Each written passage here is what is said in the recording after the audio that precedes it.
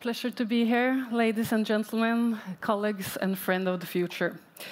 Why do WHO with its member states care so much about NCD, and why do WHO care so much about nutrition? If we look at NCD, people are dying too young. Over 14 million people died from NCD. That means cardiovascular disease, cancer, diabetes, and respiratory diseases between the age of 30 and 70 years in 2012, out of 85% occurring in the developing countries. Most premature deaths from NCD can be prevented by governments taking the leading role and responsibility fighting NCD through prevention and modifying the risk factors and controlling the diseases.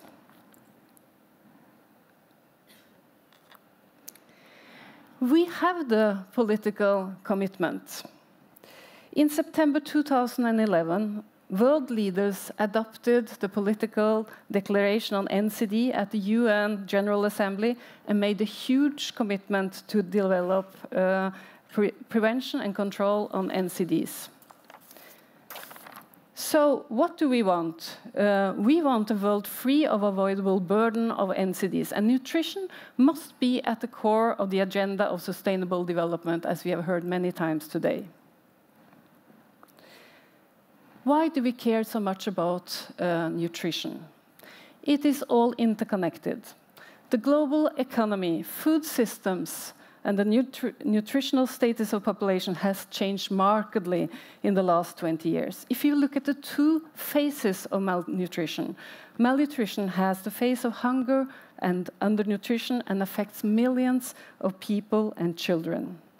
On the other hand, it has also the phase of obesity, with 44 million children under 5 overweight, and indeed an unbalanced diet leading to the increase of non-communicable diseases, NCD. Too much sugar, fat, and salt in our diets, too little fruit and vegetables, and nutritious food that are not accessible and affordable to people. Nutrition improvement is central to the achievement of both the Millennium Development Goals and to the NCD.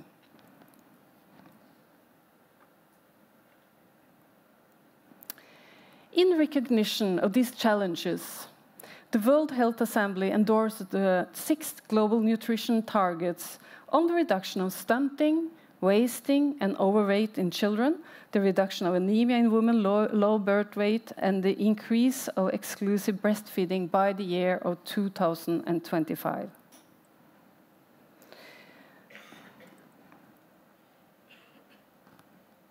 It won't move. Let's see. Yes, thank you. The World Health Assembly also endorsed a global action plan on NCD. And if we implement these actions, we know that we will be able to achieve the global target of 25% reduction in premature mortality for NCDs by 2025 and achieve thereby the commitments of our political leaders.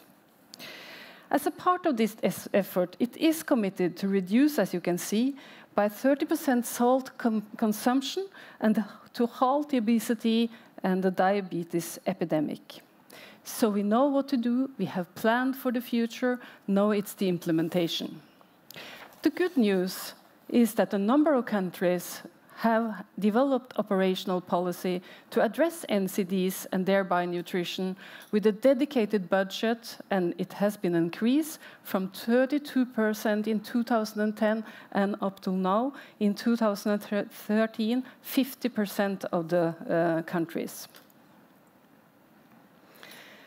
We must work together. Many have discussed this already today. The UN Interagency Task Force, which the UN Secretary General established in 2013 and placed under the leadership of WHO, will provide much needed support to governments from the whole of a unified FN or UN. The global coordinating mechanisms on NCD, which was approved only last week in the World Health Assembly, will facilitate engagement between member states and state actors such as the private sector.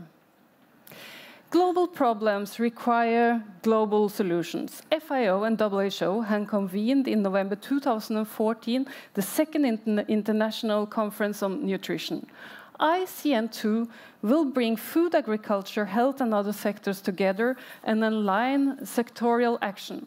Multi-sectorial action will be required to achieve such global goals, but the food system needs to be reshaped to better cater the population health needs.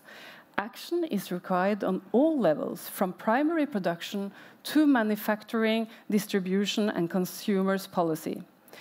Any prescription to increase yields that ignores the need to transition to sustainable production and consumption will not be only incomplete, it may also have damaging impact, worsening the ecological crisis and widen the gap between different categories of food.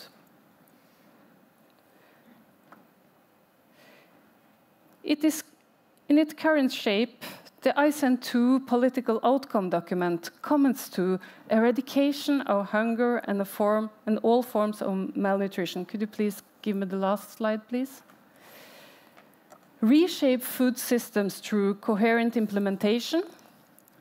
Take leadership to shape and manage food systems. Encourage and facilitate contribution from all stakeholders. And this is why this conference is so exciting. Enhance people's nutrition and also create a framework for monitoring process and progress. They also want to integrate the objectives of the frameworks into the post-2015 development agenda. We welcome the rich debate at the EAT Forum as an opportunity to gather inputs on how these commitments might be translated into policies and practices by government and different actors in society. Thank you very much for your attention.